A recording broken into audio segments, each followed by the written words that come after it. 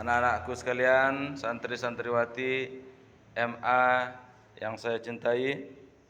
Pada kesempatan ini kita akan belajar yaitu pelajaran ke-NW-an. Materi kita kali ini membahas tentang keturunan Raja Selaparang yang ke-16 sekaligus sebagai Raja Selaparang yang kedua. Raja Selaparang yang pertama bernama Ghaus Abdur Razak. Ghaus Abdur Razak itu Raja Selaparang yang pertama. Wakilnya atau patihnya bernama Patih Banjargetas.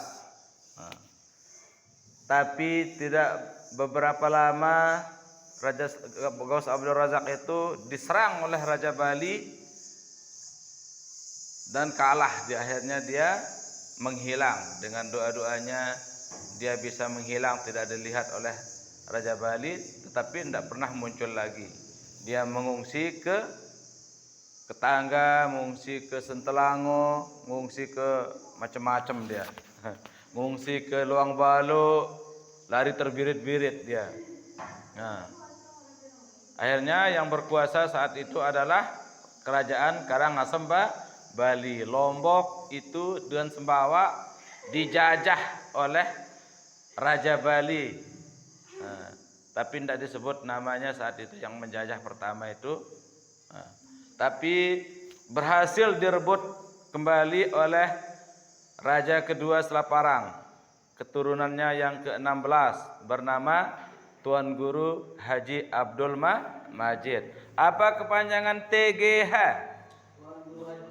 Tuan Guru Haji. Gelar di Lombok. Kalau di Jawa itu gelarnya Kiai. Maulana Syekh dikasih nama Kiai Haji itu karena dikasih gelar oleh orang Jawa. Akhirnya setelah satu abad lamanya 15 keturunan dijajah oleh orang Bali, Raja Bali. Hasil pertanian itu sebagian pajaknya diserahkan kepada Raja Bali. Enak rasanya dijajah apa enggak? Enggak. Kita juga bangsa Indonesia dijajah oleh Belanda, Jepang, Inggris, Portugis, apalagi Spanyol, Mongolia juga pernah menjajah kita. Tapi yang paling lama adalah Israel. Kalau Israel itu menjajah Palestina. Nah, karena dia balas dendam itu. Dulu orang Yahudi diusir dari Palestina oleh Khalifah Umar bin Khattab. Sekarang dia balas dendam. Dia mau rebut kembali, menang dia. Tapi sekarang kalah dia lagi. Banyak itu tentara malaikat yang pakai putih-putih itu turun untuk membantu orang Palestina. Nah, begitu juga orang Lombok. Kenapa kita harus dijajah? Itu adalah ujian dari Allah Subhanahu wa taala. Karena Raja Selaparang pertama itu bukan hanya raja, tetapi beliau juga seorang ulama yang menyebarkan agama Islam di Pulau Lombok dan Sumbawa. Tetapi karena ujian dari Allah Subhanahu wa taala, dikasih kalah dia oleh Allah Subhanahu wa taala, akhirnya yang berkuasa di Lombok itu kerajaan Karangasem Bali. Dijajah orang Lombok. Hasil gabah sebagian diserahkan kepada orang Bali. Hasil bati ternak sapi, bembe, batinya sekian persen harus diserahkan kepada Raja Bali. Itu selama berpuluh-puluh tahun. Sebanyak 15 keturunan dijajah orang Lombok. Makanya adat Bali itu sangat kental di Lombok, seperti nyongkolan, nyondolan dan macam-macam, joget, jangger, sawer-saweran. Itu adalah adat daripada Bali, karena orang Lombok dijajah oleh orang Bali selama beberapa tahun lamanya, puluhan tahun dijajah dia. Kalau Belanda berapa tahun? 3,5 abad, berarti 350 tahun. Tapi orang Bali itu sampai 16 keturunan tidak dihitung dia tuh. Dia menjajah orang Lombok dari zaman 100 tahun lah gitu.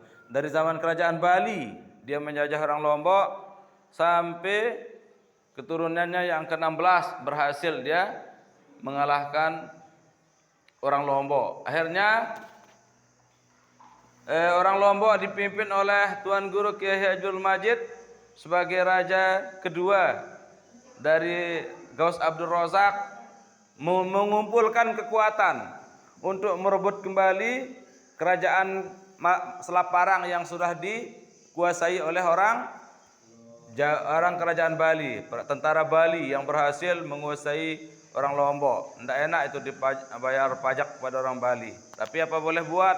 Kalau tidak mau bayar pajak, ya rumahnya dibakar dan orangnya dibunuh beserta anak-anaknya. Akhirnya terpaksa membayar pajak sebagian dari hasil bumi, hasil tani, hasil berdagang. Mati HP dulu Sophia, Idot. Bara nyetel musik Malik. Mati dulu, bara HP Malik. Akhirnya di bawah pimpinan Tuan Guru Abdul Majid dibantu oleh Raden Rarang. Mati musik dulu. Mati dulu. Bara Malik. Nah, akhirnya itu musik no. Akhirnya Tuan Guru Abdul Majid itu memimpin orang-orang Lombok dibantu oleh Raden Rarang untuk menggempur orang Bali yang berkuasa di Selat Parang, tapi pusat kerajaannya di Mataram dia. Di Mataram dia. Raden Rarang itu punya tentara yang banyak, membantu Tuan Guru Abdul Majid untuk menyerbu orang Bali. Berhasil dia. 10.000 tentara Bali dan 10 kapal itu datang untuk menggempur orang tentara Lombok. Tetapi Tuan Guru Abdul Majid itu seorang tuan guru, seorang ulama. Dia berdoa kepada Allah supaya dapat petunjuk bagaimana bisa mengalahkan tentara Bali yang sangat banyak. Tapi karena niatnya yang bagus dan niatnya fisabilillah mengusir penjajah dari negara kita itu adalah jihad fisabilillah. Kalau mati balasannya adalah surga. Balasannya adalah surga. Akhirnya berhasil dia mengumpulkan 7 orang pendekar sakti. Satu orang pendekar itu menduduki satu kapal laut. Akhirnya kalau saya bilang teriak semua, serbu bilangnya. Akhirnya semua orang yang 7 kapal itu berteriak bilang serbu. Padahal satu kapal Lombok itu isinya cuma 1 orang. Dibeli kapal itu 7 orang, tetapi atas izin Allah Subhanahu Wa Taala, begitu Tuan Guru, pada bercerita. Begitu Tuan Guru Abdul Majid teriak serbu orang Bali, Kerangsam Bali. Akhirnya yang 7 itu ikut teriak. Kedengarannya seperti 1000 orang yang teriak. Satu orang berteriak, satu kapal itu kedengarannya seperti 1000. Akhirnya teriakannya orang Lombok itu karena keramatnya Tuan Guru Abdul Majid, kedengarannya seperti gemuruh. Padahal hanya 7 orang itu. Itu namanya karomah yang diberikan. Satu orang teriak, suaranya seperti 1000 orang. Wah, kita kalah banyak ini. Dia lebih banyak daripada kita, kata orang-orang Bali. Akhirnya sebagian mundur, kecuali kapal yang dipimpin oleh Raja Bali bernama Gusti Komang Pongsong itu tidak mau dia mundur, tidak mempan. Itu hanya sihir mungkin. Itu hanya tidak mempan. Tapi dia orang sakti. Berhasil dia mendarat, yang lain mundur, kapal-kapal orang Bali itu mundur kembali ke Bali, tidak berani dia perang. Seperti orang Israel sekarang banyak yang berlari terbirit-birit dia karena tidak berani melawan tentara Hamas. Akhirnya berhenti dia kapal Bali satu kapal, tapi satu kapal itu orangnya sakti-sakti di bawah pimpinan Raja Bali bernama Gusti Komang Pongsong. Akhirnya berhasil dia mendarat di Mataram. Akhirnya terjadi perang tanding. 7 orang itu mengalahkan anak buahnya Gusti Komang Pongsong. Berhasil dia dikalahkan. Kemudian Gusti Komang Pongsong mengalahkan 7 orang itu, kalah yang 7 itu tapi tidak mati. Akhirnya Tuan Guru Abdul Majid turun tangan. Akhirnya satu persatu, satu lawan satu duel antara Gusti Kobang Pongsong dan Tuan Guru Abdul Majid. Perang dia satu lawan satu. Akhirnya berhasil membunuh kerajaan Karangasem Bali. Akhirnya orang-orang Bali itu dari sejak saat itu tidak berani lagi dia menjajah orang Lombok. Akhirnya sejak saat itu Tuan Guru Abdul Majid menguasai Pulau Lombok. Tetapi ada juga orang Bali yang tetap tinggal di Lombok, tetapi dia sudah tidak berdaya, tidak diusir dia oleh orang Tuan Guru Abdul Majid.